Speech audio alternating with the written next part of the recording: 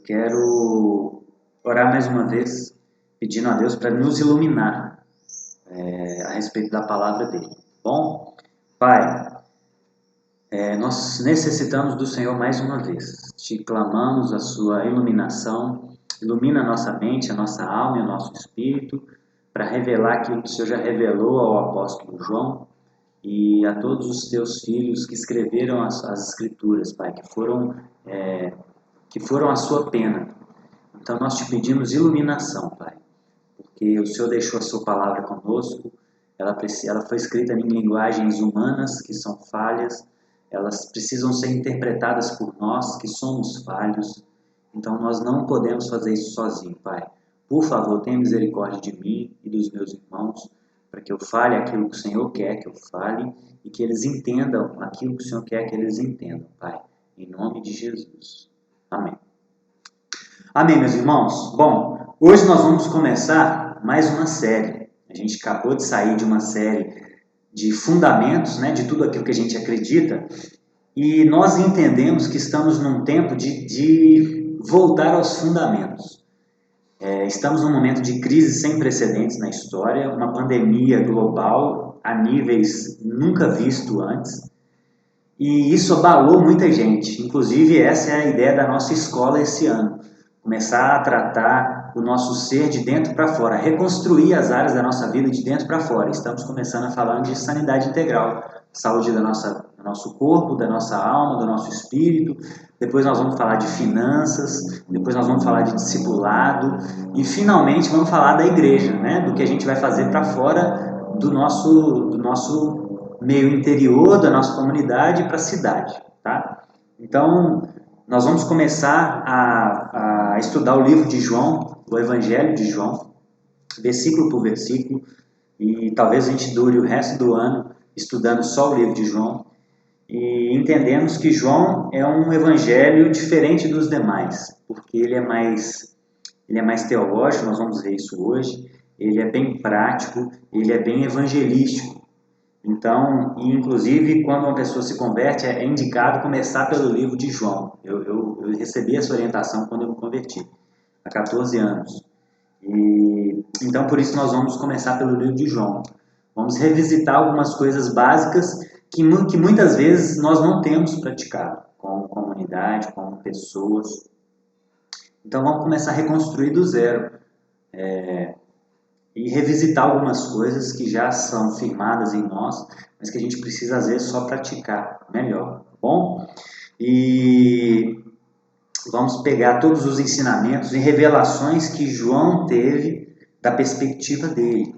E quem é esse João? Isso é o mais legal da história. João é o discípulo mais próximo de Jesus. Ele é chamado no seu próprio evangelho daquele que é o discípulo que Jesus amava, lá em João 13, 23. Então, João, dentro dos três mais próximos, né, Pedro, Tiago e João era o mais próximo. Então, tinham 12, dos 12 tinham 3 mais próximos que iam com Jesus em lugares exclusivos, né, na transfiguração, por exemplo. Pedro, Tiago e João estavam lá. E João, dos 3, era o mais próximo. Então, nós vamos nos debruçar nas revelações e nos ensinamentos do discípulo mais próximo de Jesus. E ele foi o único que teve coragem de comparecer à execução, né? Em João 19, 26, ele estava ao lado de Maria, abraçando Maria, enxugando as lágrimas de Maria, e ele foi o único que não morreu martirizado. Ele teve mais tempo, ele morreu por volta de 99 depois de Cristo. Ele foi o último a morrer. Então ele teve muito tempo para ruminar os ensinamentos de Jesus. Ele teve acesso a informações privilegiadas e teve mais tempo para ruminar. Por isso que o Evangelho de João é totalmente diferente dos outros. Inclusive, não só mais próximo de Jesus, mas lá em 19, 27 de João, ele recebe Maria depois que Jesus morre. Jesus fala para ele, filho, eis aí a sua mãe, mãe, eis aí o seu filho. Depois que Jesus se entrega, ele confia a sua mãe, Maria, a João. Então, João, ele cuidou de Maria depois que Jesus morreu. Então, ele teve acesso a Jesus de forma muito mais profunda e teve acesso às histórias de Jesus. Ele provavelmente conversava com Maria e perguntava: nossa, como foi a infância de Jesus? Como que foi esse evento no templo que ele começou a discutir com os doutores? Como é que foi isso? Então João teve um acesso privilegiado às informações sobre o reino de Deus. E então por isso que ele é muito especial por isso. E isso é João. Quem escreveu? João. Esse é o João que nós vamos tentar entender. Quando isso foi escrito? No final da sua vida, por volta de 85 a 95. Um pouco antes de escrever Apocalipse, que é o mais velho, que é o último livro. Então, o que ele escreveu? Ele escreveu um relato diferente dos demais. Os demais evangelhos, Mateus, Marcos e Lucas, são chamados de evangelhos sinóticos, que tem a ver com testemunha ocular. Mas isso não porque João não foi uma testemunha ocular. A questão é que os estudiosos separaram dessa forma porque os três evangelhos têm muito conteúdo em comum. Então, por exemplo, 91% de Marcos está em Mateus. Então parece que Mateus, ao escrever seu evangelho, pegou 91% do que já estava em Marcos. Então é muito comum, por isso que em algumas Bíblias tem aquelas, embaixo de cada texto, tem as referências cruzadas, né? Então um texto que está em tal lugar, está em outro também. Porque eles tiveram essa mesma percepção juntas. E João também tem uma linguagem mais profunda. Ele é diferente dos demais. Ele tem informações inéditas e ele é o mais teológico. Por exemplo, ele fala sobre crer, 98 vezes passa essa palavra em João. Crer. Então, os outros evangelhos compartilham de uma fonte em comum e João, 90% dele é inédito.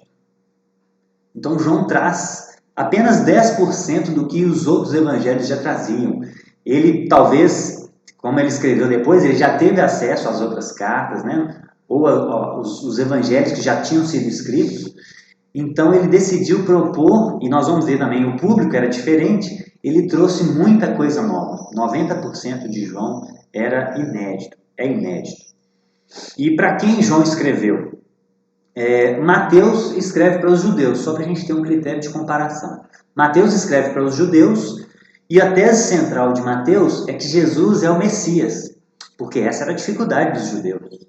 Então por isso que Mateus traz 9 referências de cumprimento das profecias. Então esse era o método de Mateus. Ele queria provar que Jesus era o Messias através do cumprimento de profecias. E ele traz 9 profecias a mais que os outros evangelhos. João já escreve para gentios gregos de Éfeso, que também tinham judeus espalhados ali. Aquela cultura era uma mistura de judeus, gregos e romanos, né? Mas o público principal dele eram os gregos de Éfeso, eram gentios. Então o evangelho de João ele é mais universal. Mateus, essa pessoa precisa ter um mínimo de conhecimento do judaísmo, das escrituras, para fazer mais sentido. João, ele é mais universal. Ele é para o mundo, para os gentios. E a tese central de João, ele escreveu o livro dele para provar uma tese. Jesus é Deus e homem. Essa era a tese de João. E o método que ele usa são os milagres e as afirmações de Jesus. Então ele traz 7 milagres. Em João 2 ele transforma água em vinho. Em João 4 ele cura um oficial. Em João 5 ele cura um paralítico. Em João 6 a multiplicação de peixes. Em João 6 ainda a caminhada sobre o mar. Em João 9 ele cura um cego. E em João 11 ele ressuscita Lázaro. Então João traz 7 milagres para provar para esses gentios de Éfeso que Jesus é Deus. E João também traz 12 afirmações sobre Jesus para provar que ele é Deus. E essas afirmações, o interessante é que elas estão relacionadas a Êxodo 3,14, quando Moisés fala: como que eu vou falar o seu nome para as pessoas que me perguntarem? E aí Deus fala: olha, eu sou o que sou. E aí essa expressão no hebraico, né, YHWH, João traz 12 afirmações de Jesus que estão relacionadas com esse eu sou, do Antigo Testamento. Então João está querendo mostrar para os gentios que Jesus está se identificando com o mesmo Deus que se revelou a Moisés lá no Monte Sinai. Então Jesus diz: eu sou o Messias, em João 4, eu sou o pão da vida, em João 6, eu sou a luz do mundo, em João 8. Se vocês não crerem que eu sou, morrerão em seus pecados, em João 8. Quando me levantarem, saberão que eu sou, em João 8. Antes de Abraão nascer, eu sou, João 8, 58. Eu sou a porta, João 10. Eu sou o bom pastor, em João 10. Eu sou a ressurreição e a vida, em João 11. Estou lhes dizendo antes para que creiam que eu sou, João 13. Eu sou o caminho, a verdade e a vida, João 14. E por último, eu sou a videira verdadeira, João 15. Então João traz várias afirmações de Jesus em que ele disse, eu sou. E em vários momentos, como em João 8, 58, João 10, 31, que não está aqui também, em que Jesus diz, eu e o Pai somos um, se você perceber no texto, imediatamente depois, os judeus pegaram pedras para apedrejar Jesus. Por quê? Porque dizer que era Deus era uma blasfêmia. Então Jesus estava afirmando a sua divindade e os judeus religiosos entendiam isso e quando ele dizia essas coisas, eles queriam matar ele. Porque na cabeça deles isso era uma heresia, isso era uma blasfêmia. E então esse é o método de João, mostrar os milagres e as afirmações do próprio Jesus sobre a sua divindade. E por último, para essa introdução, qual é o contexto em que João escreveu esse livro? O que estava acontecendo em 99 depois de Cristo, já há quase 100 anos do nascimento de Jesus? Existia uma heresia chamada gnosticismo, nessa época que já estava incomodando muito a igreja. E o que é o gnosticismo? O gnosticismo é uma mistura de filosofia grega com o judaísmo.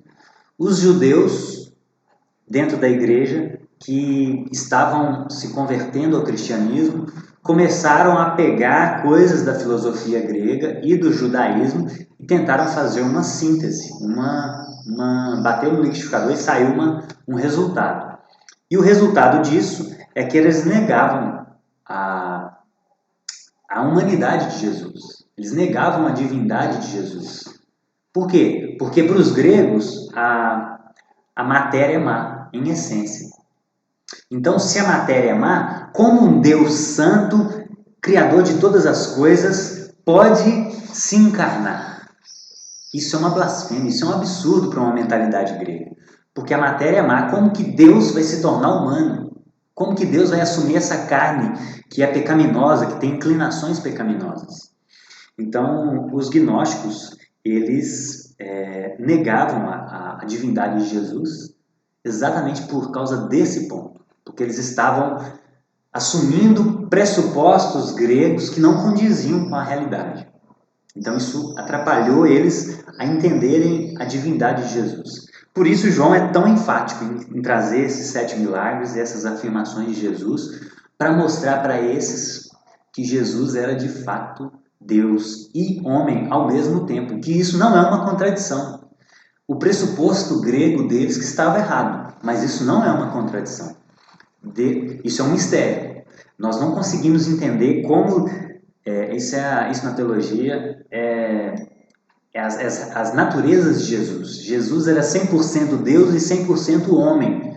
Isso é um fato. Agora, como isso se relaciona, isso é um mistério. É difícil compreender em sua plenitude. Porque Jesus, em alguns momentos, ele dizia que ele não sabia que dia ele iria voltar, por exemplo. Ele tinha fome, ele tinha sede, ele agia como um humano. Em alguns momentos, ele sabia o pensamento das pessoas. Ele agia como Deus. Ele perdoava pecados. Isso também era uma blasfêmia para os judeus. Por isso eles queriam apedrejar Jesus. Quando em Marcos 2, ele diz para uma pessoa, os seus pecados estão perdoados. Os judeus escandalizam. Como assim? Isso é só Deus quem pode fazer. E aí Jesus estava... Tá vendo? Vocês estão entendendo então? Quem sou eu? Mas eles não estavam entendendo. Então, esse é o contexto geral, introdutório do Evangelho de João. É isso que estava acontecendo, é isso que João tinha em mente quando ele escreve. O fato de João ser quem ele era traz essa diferencial do Evangelho de João. Então são complementos maravilhosos. Se João não tivesse sido escrito, a gente perderia muita coisa importante sobre Jesus. Então vamos começar. Vamos ler João do verso 1 ao verso 18. Pegue a sua Bíblia, me acompanhe. No princípio era aquele que é a palavra. Estou lendo na versão NVI. No princípio era aquele que é a palavra. Ele estava com Deus e era Deus. Ele estava com Deus no princípio. Todas as coisas foram feitas por intermédio dele. Sem ele, nada do que existe teria sido feito. Nele estava a vida. Este era a luz dos homens. A luz brilha nas trevas, e as trevas não a dominaram. Surgiu um homem enviado por Deus chamado João. Ele veio como testemunha para testificar acerca da luz, a fim de que por meio dele todos os homens crescem. Ele próprio não era a luz, mas ele veio como testemunha da luz. Estava chegando ao mundo a verdadeira luz que ilumina todos os homens. Aquele que é a palavra estava no mundo, e o mundo foi feito por intermédio dele, mas o mundo não o reconheceu. Ele veio para o que era seu, mas os seus não o receberam. Contudo, aos que o receberam, aos que creram em seu nome, deu-lhes o direito de se tornarem filhos de Deus, os quais não nasceram por descendência natural, nem por vontade da carne, nem pela vontade de algum homem, mas nasceram de Deus. Aquele que é a palavra tornou-se carne e viveu entre nós. Nós vimos a sua glória, glória como do unigênito, vindo do Pai, cheio de graça e de verdade. João dá testemunho dele. Ele exclamava: este é aquele de quem eu falei. Aquele que vem depois de mim é superior a mim, porque já existia antes de mim. Todos recebemos da sua plenitude, graça sobre graça. Pois a lei foi dada por intermédio de Moisés. A graça e a verdade vieram por intermédio de Jesus Cristo. Ninguém jamais viu a Deus, mas o Deus unigênito, que está junto do Pai, o tornou conhecido. Irmãos, esse é conhecido como o prólogo do Evangelho de João. É a introdução do Evangelho de João. E ele começa, é muito interessante isso, João começa no princípio. Era aquele que é a palavra. Ele começa assim como Gênesis 1:1 começa. No princípio criou Deus os céus e a terra. Então, o interessante de João é que ele vai além de Gênesis 1:1. Então ele teve informações privilegiadas. A Bíblia começa no princípio da criação dos céus e da terra, do espaço e do tempo. João começa falando de antes disso. No princípio era o Verbo, a palavra. Antes da criação de todas as coisas. Ele aponta para um momento anterior a Gênesis 1:1. O momento em que Deus, a Trindade, o Pai, o Filho e o Espírito Santo, dialogavam entre si, tinham comunhão eterna entre si, uma comunhão perfeita e que não necessitavam de criar nada mais do que eles para se sentirem plenos, porque Deus é pleno em si mesmo. Mas por puro amor, por pura bondade de compartilhar a sua essência boa, que é o bem maior da humanidade, da existência, ele decidiu criar para compartilhar do seu ser. E então este princípio é anterior a Gênesis 1. É o princípio antes do tempo. É um princípio da eternidade. É o princípio em que existia um eterno hoje. Por isso não há como falar no tempo em que antes de Deus criar. Não existia tempo. O tempo foi criado em Gênesis 1. Surge tempo, matéria, espaço. Ali surgem todas as coisas. Mas o tempo em que Deus existia antes da criação é a eternidade, é algo que foge ao nosso entendimento completo. É algo que a gente pode só arranhar na superfície. Mas nós que fomos criados dentro do tempo, não conseguimos entender na sua plenitude. Assim como um peixe não sabe dizer o que é estar seco ou estar molhado. Ele já foi criado dentro da água. Esses termos seco e molhado para ele não fazem sentido. Como já dizia C.S. Lewis, né? Clareia as coisas muito bem para a gente. Então, falar de eternidade é falar de algo que a gente tem dificuldade de compreender. Mas esse era o tempo, entre aspas, eu gosto da palavra momento, porque o momento é presente. Então, esse era o momento em que Deus sempre existiu. O momento da eternidade. Depois surge o tempo. E o João usa aqui um verbo. No princípio era aquele que é a palavra. Esse tempo está no tempo verbal imperfeito e sugere a noção de uma existência supratemporal absoluta.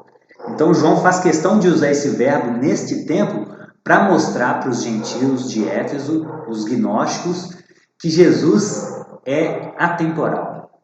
Jesus sempre existiu. Ele começa aqui afirmando a divindade de Jesus. Até o verso 14, ele vai trazer a divindade de Jesus de forma mais firme.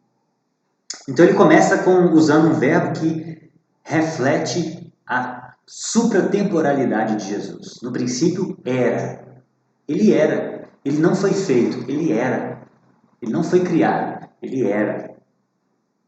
Ele foi gerado do Pai, mas o gerar ali não indica uma criação em algum momento. É uma participação de natureza. Então Jesus era, ele sempre foi e sempre será. Ele é o alfa e o ômega. Ele é aquele que era, que é e que será e que sempre será. Ele não tem tempo. Então ele já existia nesse momento. É isso que João está tentando trazer com esse verbo. E além de ser Deus, ele estava com Deus. Então João já começa a mostrar uma outra coisa, que existe uma pluralidade na unidade de Deus. Aí a gente entra num conceito que ficou conhecido como trindade. Trindade, a palavra trindade não existe na Bíblia. A palavra trindade é uma conclusão de tudo que a Bíblia ensina sobre Deus. Existe um Deus Pai, esse Deus Pai enviou seu Filho e o seu Filho enviou o Espírito Santo. Essas três pessoas formam a essência de Deus, mas elas são pessoas distintas. Esse é o Deus cristão. Não é como o Deus judaico ou o Deus muçulmano. O Deus cristão é único, ele é trino. E nós somos acusados pelos muçulmanos de sermos politeístas por causa disso. Mas porque falta o entendimento desse conceito de trindade. E de fato é muito difícil, gente. Não é fácil. Entender que Deus é um e três ao mesmo tempo não é fácil. Mas existem alguns exemplos humanos que nos ajudam a entender. Por exemplo, o tempo é um só. Não existem três tempos, mas ele se manifesta em passado, em presente e em futuro. Da mesma forma, o espaço. O espaço é um só, mas ele se manifesta em largura, profundidade e altura. Mas tudo é o espaço. Ele tem três manifestações diferentes. Assim é Deus. Deus ele tem uma mesma essência, mas ele tem três pessoas distintas. Mas a essência é a mesma. Esse é o nosso Deus, o Deus Trino. E a teologia divide ainda entre primeira, segunda e terceira pessoa da Trindade. Deus Pai é a primeira pessoa, Deus Filho é a segunda e o Espírito Santo é a terceira pessoa. Mas isso também não traz uma ideia de hierarquia. Isso tem a ver com a ontologia de Deus, né? O ser de Deus, a essência de Deus. A essência de Deus é uma. Agora, no funcionamento, existem funções distintas. Como eu já disse, Deus envia Jesus. E Jesus envia o Espírito Santo. Eles têm funções diferentes no agir da existência. Então não existe hierarquia em Deus. O Pai não é menos importante que o Filho não é menos importante que o Espírito Santo. mas eles têm funções diferentes. O Espírito Santo convence do pecado. Jesus veio salvar a humanidade. O Deus Pai é o Criador de todas as coisas por meio de Cristo. Então eles têm funções diferentes dentro de uma harmonia perfeita entre eles. Então não existe diferença. E no verso 3 diz: todas as coisas foram criadas por intermédio dele. Então Jesus, ele também é criador. Sem ele, nada do que foi feito teria sido feito. Então João está mostrando para os seus ouvintes que Jesus não é só um profeta, como muitos acreditavam. Jesus, ele é eterno. João traz a essência de Jesus e agora ele traz uma função para Jesus. Ele é criador. Assim como está lá em Colossenses 1,15, em Hebreus 1,2. Sem ele, nada do que foi feito teria sido feito. Ele é o agente de criação de Deus.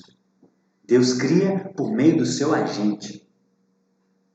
E no verso 4 diz que nele estava a vida, e esta era a luz dos homens. A vida aqui não é bios, que é o termo grego para uma vida biológica. É zoe, que é usado em outras 35 vezes no Evangelho de João. Por quê? Porque ele está querendo dizer da vida espiritual, ele não está querendo dizer da vida física. Ele está querendo dizer de uma vida que é a verdadeira vida. Que quando essa vida bios aqui acaba, essa outra vida zoe continua. É essa vida que ele está dizendo. Então ele está dizendo que Jesus é a zoe. Jesus é a vida espiritual. Sem Jesus não há vida. Pode ter até uma vida bios, mas essa vida bios é muito limitada, ela acaba muito rápido. Ela é muito curta. Sem Jesus, nós só temos a vida bios, mas com Jesus, nós temos a zoe também, a vida eterna, a vida plena. Isso é a vida que Jesus traz. Então, Jesus, ele é o segundo Adão que trouxe a zoe de volta. O primeiro Adão pecou e perdeu a zoe. Jesus, o segundo Adão, veio trazer essa zoe de volta para a humanidade, essa possibilidade, essa oferta. Isso é maravilhoso. E a luz também, João diz que Jesus é a vida e a luz. A luz aqui tem dois significados. Primeiro, a luz revela. Quando a gente está num quarto escuro e a gente acende a luz, vem à tona todas as coisas. Então Jesus, quando a gente tem um encontro com Ele, as nossas mazelas são expostas. Então um bom critério para saber se você teve um encontro com Jesus é saber se você em algum momento se vê como sujo, pecador. O pior deles. Porque enquanto Paulo era fariseu, era religioso e estava entranhado na sua religiosidade, ele se achava melhor que Estevão e aprovava a morte de Estevão, porque Estevão era pecador. Mas quando Paulo cai do cavalo e tem um encontro com Jesus, e depois ele vai escrever: nossa, eu sou o pior dos pecadores. Jesus veio salvar os pecadores, do qual eu sou o pior deles. Por quê? Porque ele teve um encontro com a luz. Então a luz, ela ilumina as trevas do nosso ser mais interior. Então se você se acha bom, se você se acha muito bom, é provavelmente porque você está se comparando com Hitler, com um assassino. Se a gente se comparar com eles, a gente vai ser bom mesmo. Mas se a gente encontra com a luz, se nós temos um encontro com a luz, não tem como a gente se achar bom. É impossível. Porque ele ilumina as áreas que a gente mais teme que sejam reveladas. Ou às vezes que a gente nem saiba. Ele ilumina, porque ele é a luz. Ele é a luz mais forte que o sol. Então não há um lugar onde ele não possa iluminar. Pode tentar esconder de todas as formas, mas a luz, ela chega lá. Jesus, ele revela. Esse é o primeiro sentido da luz. O segundo é guiar. Então a luz, ela revela e a luz guia. Quando você está numa estrada escura, o farol, ele te dá uma noção de norte, de caminho. Sem farol, você fica sem rumo. Então Jesus, como ele diz também, em João 14,6, ele é o caminho. Então a luz trilha um caminho por onde a gente tem que seguir. Jesus nos dá um senso de direção, de propósito. Então ele revela quem nós somos, revela as nossas mazelas. e Ele nos dá um caminho para onde seguir. Nós não estamos, deixa a vida me levar, a lá Zeca Pagodinho. Nós não estamos ao Deus dará. Nós temos um lugar para onde a gente está caminhando. E por isso a gente tem que ser zeloso com a fé e com a igreja. No verso 5, diz que a luz brilha nas trevas e as trevas não a derrotaram. Isso é um claro contraste, novamente, com Gênesis 1. Quando Deus cria, havia trevas sobre a face do abismo. Até que no verso 3, Deus diz, pela palavra, pelo verbo da sua boca, haja luz. Olha que maravilha. Jesus, o verbo, é a luz. Por quê? Porque no início também havia trevas e Deus disse, Deus usou a palavra, o verbo, e a palavra grega para isso é logos, é o verbo. Para os judeus era a encarnação da sabedoria. E para os gregos era a ordem racional que regia todo o cosmos. Isso significava logos. Então Jesus, ele é tanto a encarnação da sabedoria para os judeus, quanto a ordem racional que governa o cosmos. Por isso que se chama cosmos e não caos, já dizem os astrônomos. Nós temos um cosmos, não temos um caos. Por isso que a ciência é possível, porque é cosmos. Se não fosse cosmos, seria caos e seria impossível fazer medições precisas. A ciência só é tão avançada porque existe ordem no caos. E aí Deus, pela palavra dele, por meio de Cristo, ele traz a luz. Jesus é a luz. Então aqui é claramente uma menção a Gênesis 1, 2, 3. Mais uma vez. João vai desde o princípio. João vai desde o início de tudo. E do verso 6 a 8, ele começa a falar de João Batista. Alguns teólogos dizem que esse prólogo foi feito em forma de hino. E que existem 2 adendos apenas, o verso 6 a 8 e o verso 15. Então, na Bíblia do Peregrino, uma Bíblia católica muito bem usada, que o David me emprestou recentemente, ela traz esse verso de 1 a 5 e o verso de 9 a 14 em forma de cântico. Então, alguns teólogos acreditam que isso era um cântico. E aí agora João começa a introduzir um adendo, uma inserção, falando de João, do testemunho de João. Houve um homem chamado João que veio dar testemunha da luz. E João veio cumprir a promessa lá de Isaías 40, verso 3, que haveria uma voz que clama no deserto, endireitai o caminho para o Senhor. Então João é essa testemunha. Ele testifica da luz, mas ele não é a luz. João reconhecia claramente, não, eu não sou o Messias. O que vem depois de mim, eu não sou digno de desatar-lhe as sandálias. Então vocês têm que olhar para ele. João apontou o tempo inteiro para Jesus. E as pessoas queriam que ele se declarasse o Messias, mas ele rejeitou isso. Ele sabia quem ele era. Ele sabia de onde ele tinha vindo, por que ele existia e para onde ele ia. Ele tinha noção de existência. E aí no verso 9, João volta ao hino. Ele estava chegando a verdadeira luz que ilumina todos os homens. Ele veio para o que era seu, mas os seus não o receberam. Verso 11. O seu aqui provavelmente aponta para os judeus, porque a salvação, Paulo vai falar isso nas suas cartas, ela veio primeiro aos judeus, depois para os gentios. E Romanos trata isso de forma muito clara, que nós só fomos enxertados na videira porque os judeus rejeitaram. Os judeus, Jesus veio para os seus e eles não o receberam. Os judeus rejeitaram a graça que eles receberam. E aí no verso 12, é uma parte que eu amo, ele diz, contudo, mesmo os judeus recusando, aos que o receberam, aos que creram em seu nome, deu-lhes o direito de se tornarem filhos de Deus, os quais não nasceram por descendência natural, nem pela vontade da carne, nem por vontade de algum homem, mas nasceram de Deus. Aqui João começa a mostrar que filiação não tem a ver com, não é igual como o nascimento natural. Se eu nasci de alguém, eu naturalmente sou filho dela. Mas o termo filho, num sentido teológico, ele é muito mais profundo. A filiação tem a ver com relacionamento e não com o fato de ser criado.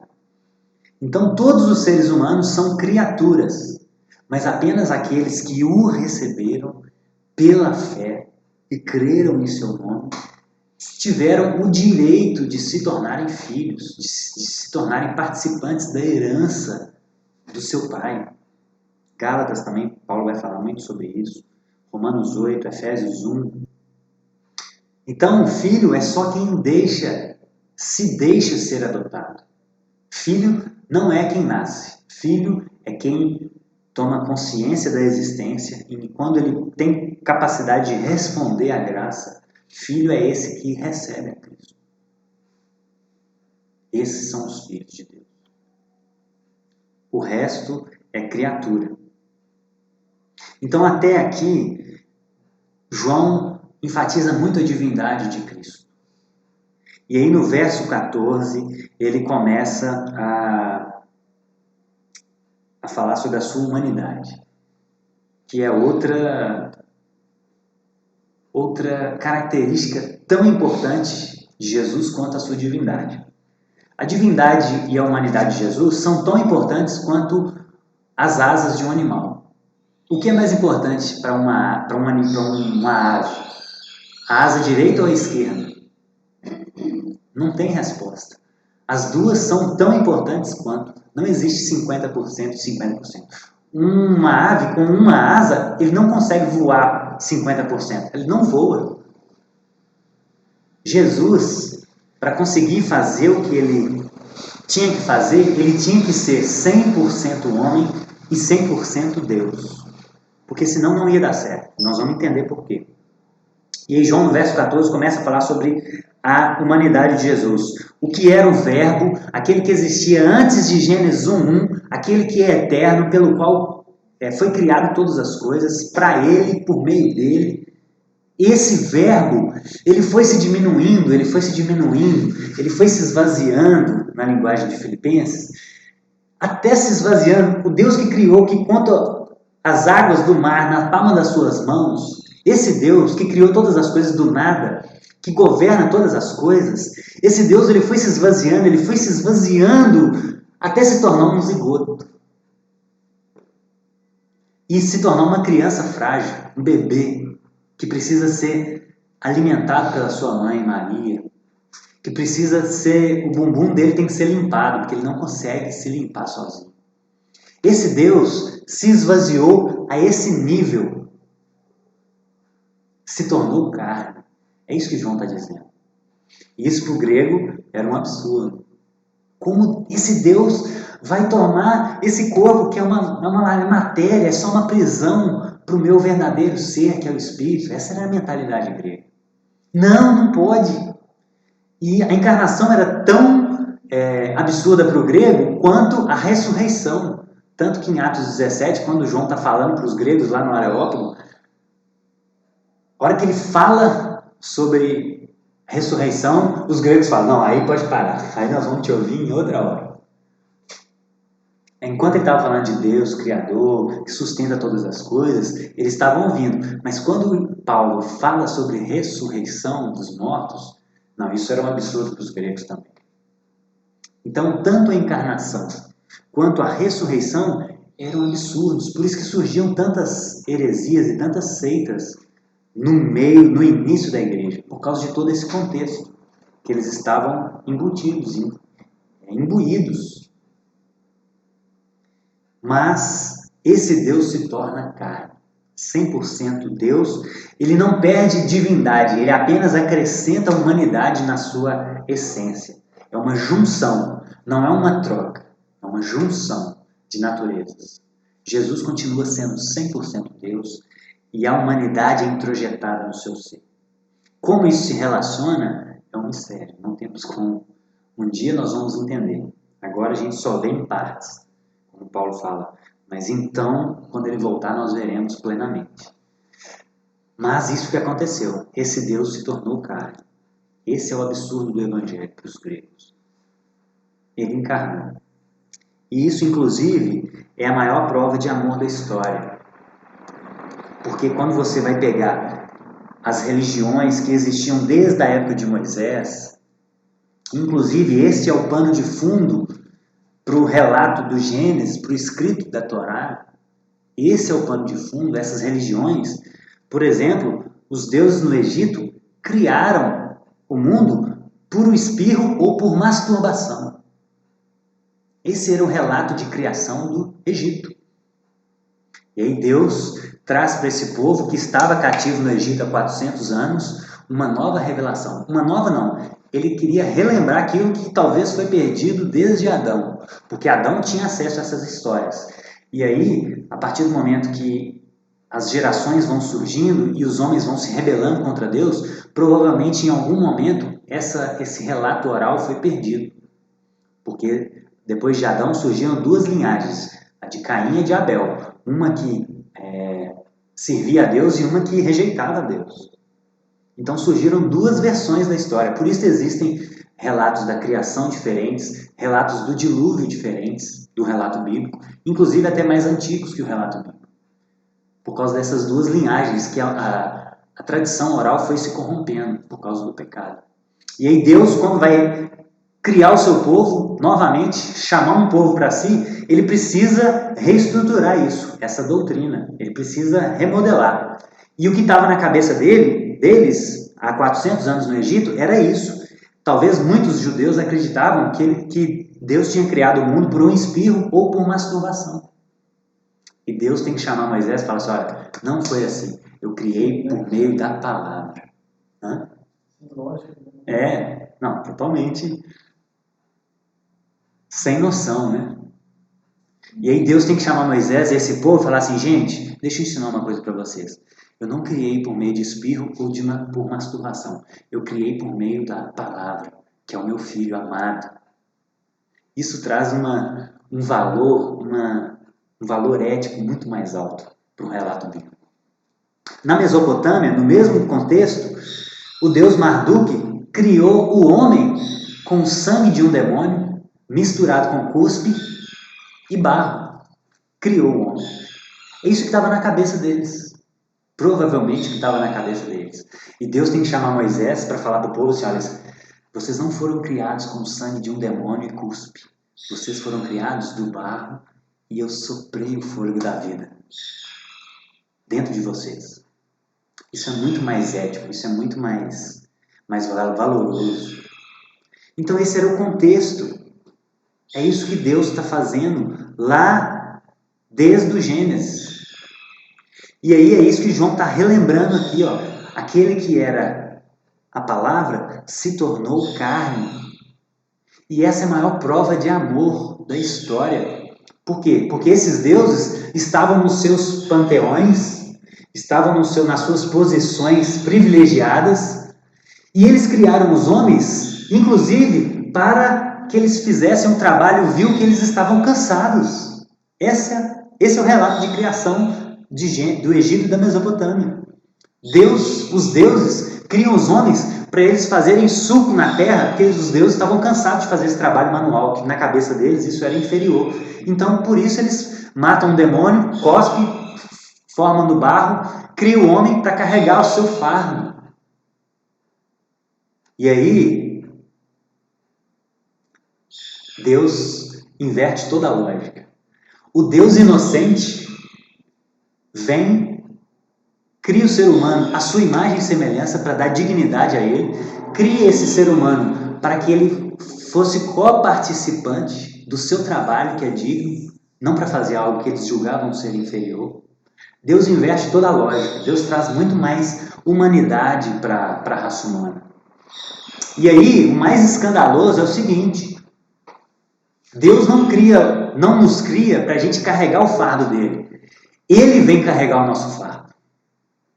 Esse homem criado com tanto zelo, com tanto amor, cai, desobedece, se rebela contra Deus, e Deus ainda assim vem atrás desse homem, se encarna para sofrer tudo aquilo que a gente sofre na carne, para resgatar esse homem. Isso é um absurdo para a nossa mente. Isso é um absurdo para o nosso senso de justiça. Enquanto nas religiões pagãs, o homem inocente assume o fardo dos deuses, no cristianismo, Deus inocente assume o fardo dos homens culpados. É o inverso, é totalmente o contrário. Essa é a maior prova de empatia que pode existir. Os deuses estavam lá nos seus lugares privilegiados. Eles não sabiam o que a gente passava. Mas Deus, por se importar tanto conosco, veio à Terra exatamente para saber o que a gente passa. Por isso Jesus, ele tem a capacidade total, que a gente orou aqui antes de começar. Jesus, ele tem a capacidade total de nos entender, porque ele já foi humano, 100% humano. Ele sofreu todas as provações, como Tiago diz, mas não pecou. Mas Jesus provavelmente foi tentado sexualmente. Ele foi tentado com fome, lá em Mateus capítulo 4, ou João capítulo 4, na tentação, é Mateus. Ele foi tentado com fome. Jesus sofreu tudo que a gente sofre, todas as mazelas. Jesus chorou diante da morte de Lázaro. Jesus enfrentou as angústias humanas da alma. Ele veio na Terra exatamente para se identificar conosco. E isso para responder a pergunta: por que foi necessária a encarnação? Por que Deus não simplesmente salvava esse ser humano sem precisar Jesus se encarnar? E isso aqui é maravilhoso. Eu fiquei estupefato com essas verdades. Deus, ele decide salvar o homem que caiu, que desobedeceu. Mas, para cumprir a justiça de Deus, era necessário o derramamento de sangue. Deus, pela o caráter de Deus, exige que uma falta tenha que ser punida com sangue. Isso está lá em Êxodo 24:8, Mateus 26:28 e Hebreus 9:22. Então Deus exige derramamento de sangue para cumprir a sua justiça. E aí veja a situação. Adão e Eva pecaram. Para Deus ser justo, deveria haver derramamento de sangue. Mas se Deus pega Adão e Eva e mata eles, não haveria mais humanidade. Não haveria pessoas que iriam desfrutar daquilo que Deus quis, que era a sua presença. A não ser que ele criasse novamente, mas parece que Deus não quis criar novamente. Ele quis consertar as coisas de uma outra forma. Ele não quis recriar um novo casal. Ele quis... Aí teve que haver um substituto. Se Deus não poderia matar Adão e Eva, porque senão o seu plano não seria cumprido, deveria haver um substituto para pagar o preço. Porque Deus pune, o Fernandes diz isso, achei interessante. Deus pune o pecado, não necessariamente o pecador. Então, deveria haver um substituto para Deus derramar sangue e a sua justiça ser cumprida. Só que esse substituto tem que ser um igual. Se isso aqui teve um problema, para substituir tem que ser um igual a isso. Se o homem pecou e ele deveria morrer, para cumprir a justiça de Deus, o substituto deveria ser igual a esse homem. Por isso o Filho se encarnou, para ser um igual a nós, para assumir a humanidade e cumprir esta exigência de Deus. Tem que ser um igual, porque senão não pode substituir. Então, Deus precisava de um mediador, um substituto e mediador. Por isso Paulo vai dizer em 1 Timóteo, há um só Senhor e um só mediador entre Deus e os homens, a saber, Cristo Jesus, homem. 1 Timóteo 2,5. Então Deus precisava de um substituto e de um mediador. Por quê? Por que um mediador? o Filipe sabe desse termo, né? Quando você está numa audiência, existem duas partes que estão em litígio, em briga. E aí é necessário um mediador para conciliar. Então, qual é a julgada? Qual é o cenário que está aqui? Deus de um lado, santo, justo, que foi ofendido pelo pecado do homem, o culpado, do outro lado. Então, no meio desse litígio, no meio dessa briga, no meio dessa guerra que o homem fez contra Deus, era necessário um mediador para estabelecer paz. E o mediador precisa entender os dois lados. O mediador, ele tem que entender as duas partes para ele conseguir propor um acordo. Senão, não há como. Ele precisa ouvir os dois lados. Isso é maravilhoso, gente. E qual era a necessidade do homem? A necessidade do homem era de misericórdia. O homem precisava de misericórdia. Ele precisava, e para que houvesse misericórdia, o mediador deveria vencer a morte. Porque o homem ele ganhou a morte, né? O preço do pecado é a morte. Romanos 3:23. Então o homem precisava, a necessidade do homem era vencer a morte, era misericórdia. E a exigência de Deus era que houvesse justiça e derramamento de sangue. Então o mediador, ele tinha que ser Deus para vencer a morte. E tinha que ser homem para ser igual ao homem. Só Jesus, em todo o universo, poderia cumprir isso. Porque ele é 100% homem e ele é 100% Deus. Ele conseguiu estabelecer a paz de forma perfeita. E vamos lá comigo em Colossenses 1, só para isso ficar mais... Olha como que clareia muito esse texto, olha que interessante. Colossenses 1, 19 e 20.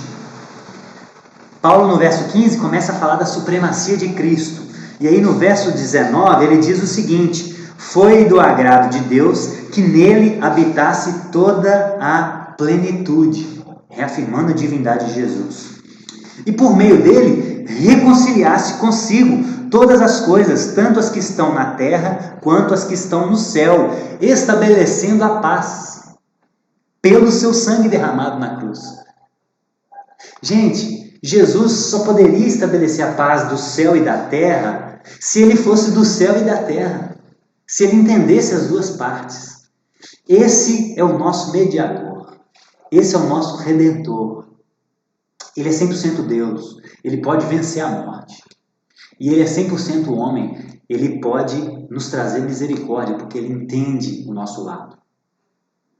Ele pôde morrer fisicamente, só pôde morrer fisicamente porque ele se tornou homem. Se ele fosse Deus, ele não poderia morrer fisicamente. Ele não poderia morrer, Deus não morre, Deus é. Ele sempre existiu. Então, para ele morrer e vencer a morte, ele tinha que ser homem. Então, Jesus é o nosso Deus e o nosso irmão. Porque ele é 100% Deus e ele foi o primogênito. Ele ressuscitou primeiro. Ele é o nosso irmão mais velho. E um dia nós vamos morar numa casa cheia e ao lado do nosso pai e do nosso irmão. Porque ele cumpriu todas essas exigências. Esse é o nosso Jesus. Ele é o único que poderia fazer isso.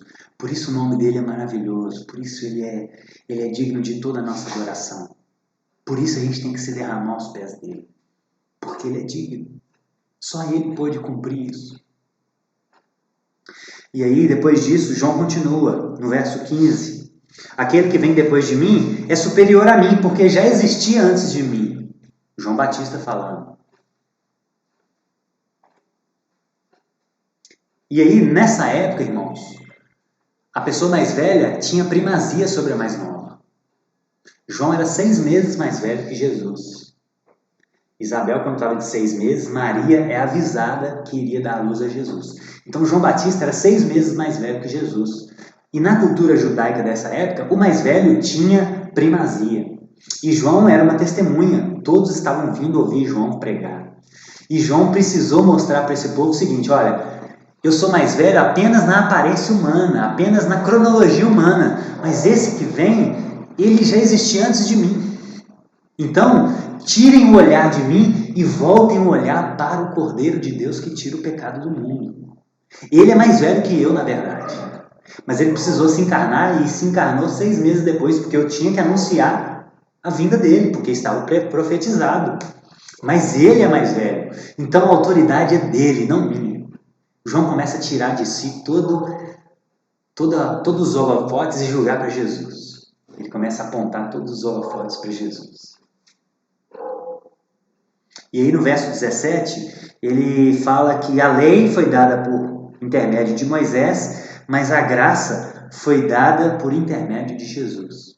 Então aqui já é a nova aliança. Paulo vai falar em Gálatas 3:24 que a lei foi o nosso tutor, o paidagogo, a palavra que deu origem ao pedagogo. Ou seja, a lei é a nossa babá.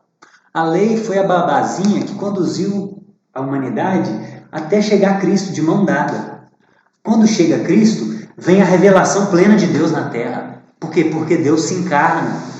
Deus vem na Terra pessoalmente. Deus não falava por intermédio de profetas mais. Deus desceu na Terra e falou cara a cara com as pessoas. Pessoas que escreveram isso aqui, como o apóstolo João, viram Deus face a face. Reclinaram no peito de Deus. Esse é um absurdo para a nossa mente.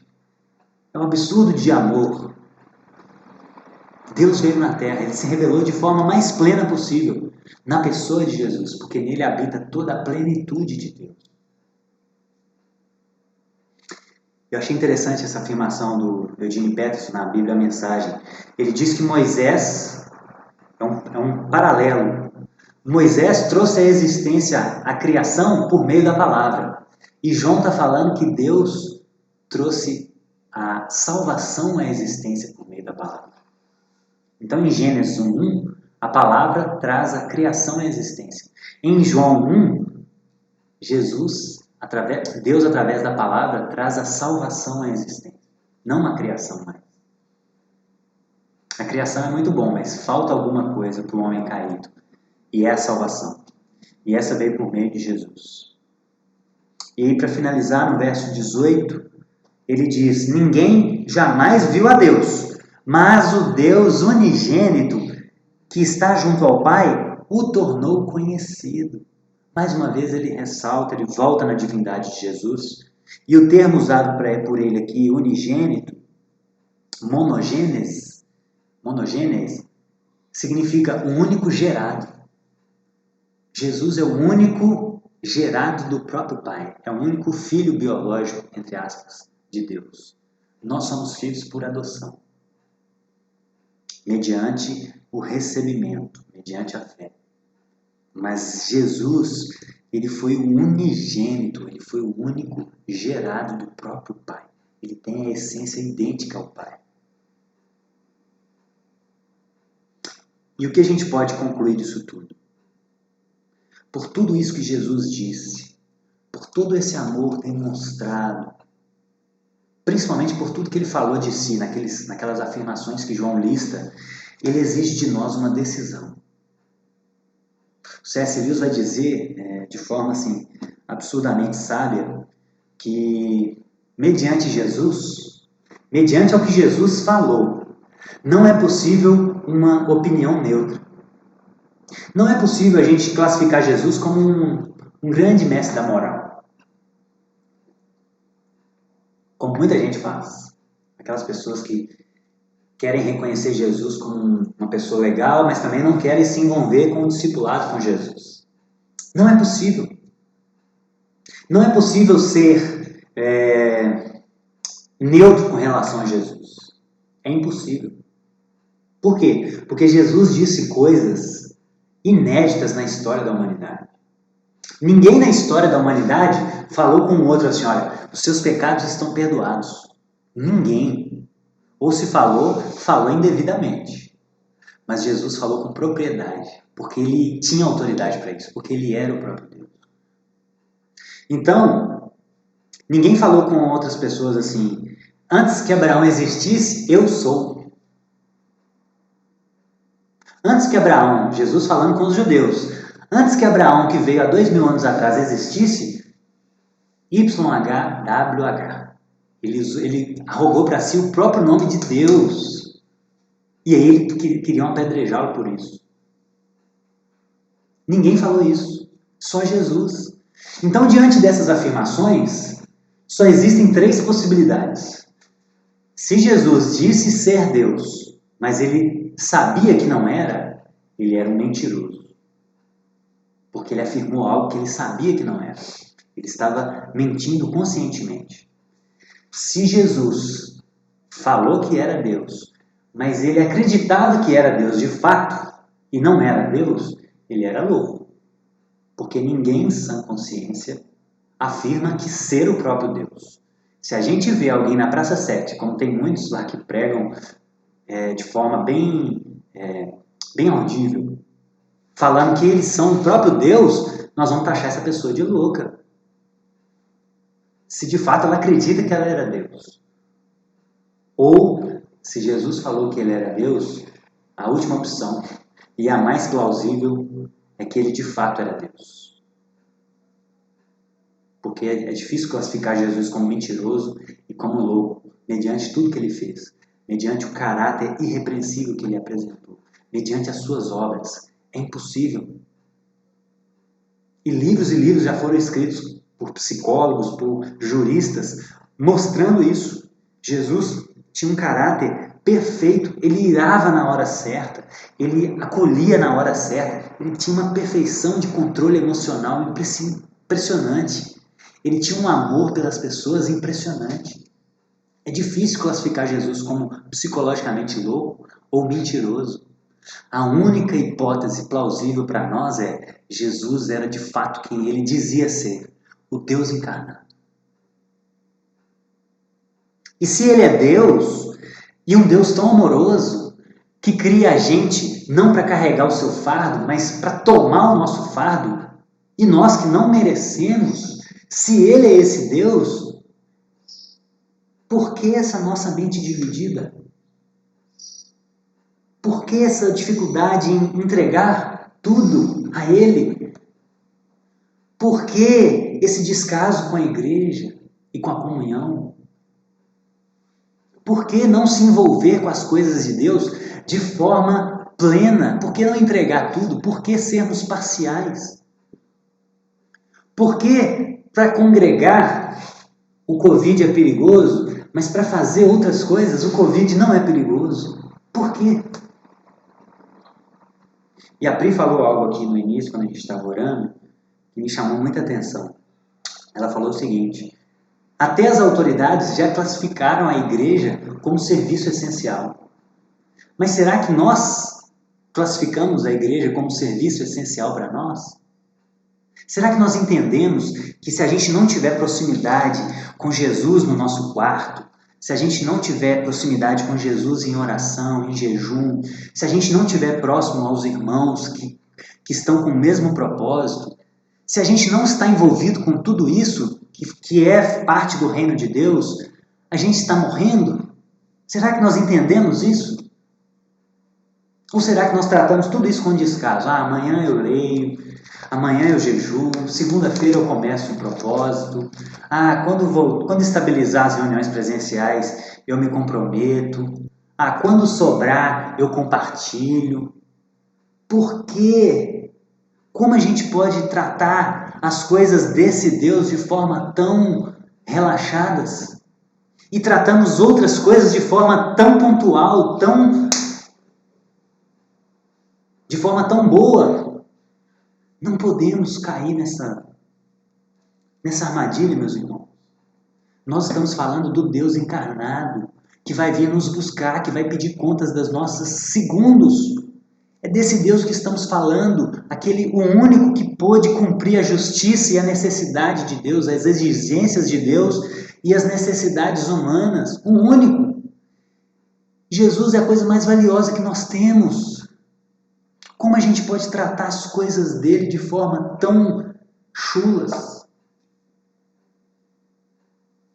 Então eu entendo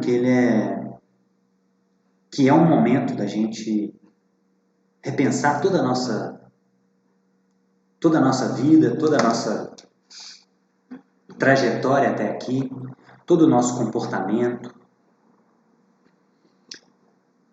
e orarmos pedindo a Deus que, se a gente se encontrar diante desse Deus tão amoroso, tão maravilhoso, se a gente se encontrar em falta, para que Ele nos perdoe e que Ele nos ajude a recomeçar tudo do zero. Então eu queria que a gente orasse e clamasse a Deus por isso. Eu queria que você, do jeito que você quiser ir na sua casa, do jeito que os irmãos quiserem aqui, que vocês refletissem sobre tudo isso que nós ouvimos agora. Esse Deus que, a cada vez que a gente se debruça sobre a sua revelação, a gente compreende um pouco mais desse Deus, e isso vai nos fascinando, vai nos deixando encabulados com tamanho amor. E se há tanto amor, qual é a resposta que nós vamos dar a esse amor? Indiferença ou uma entrega total?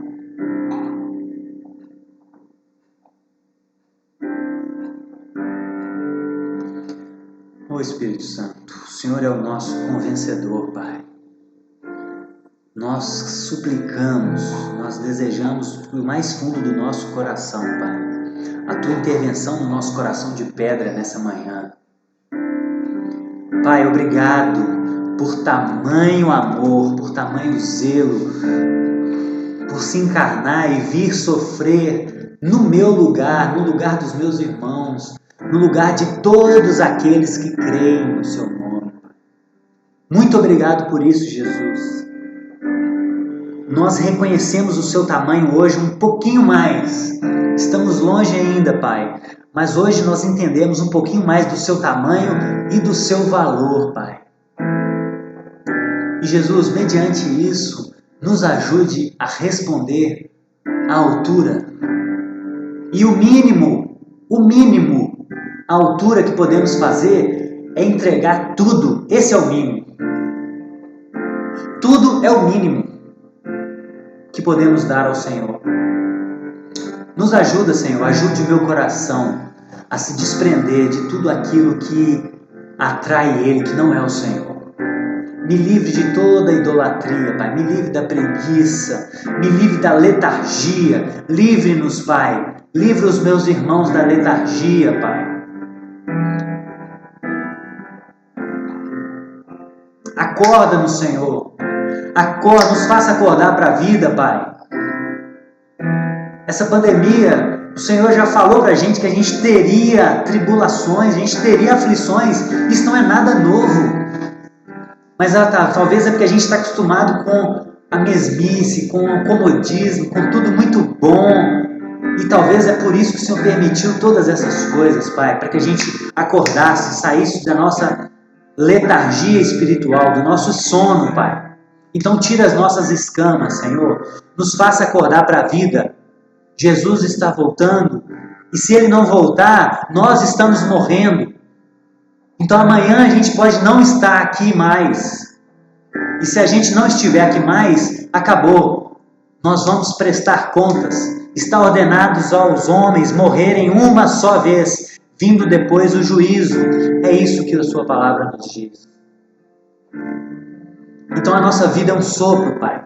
Nos ajuda a tomar posição de filhos, de pessoas de reino, e levarem a fé a sério.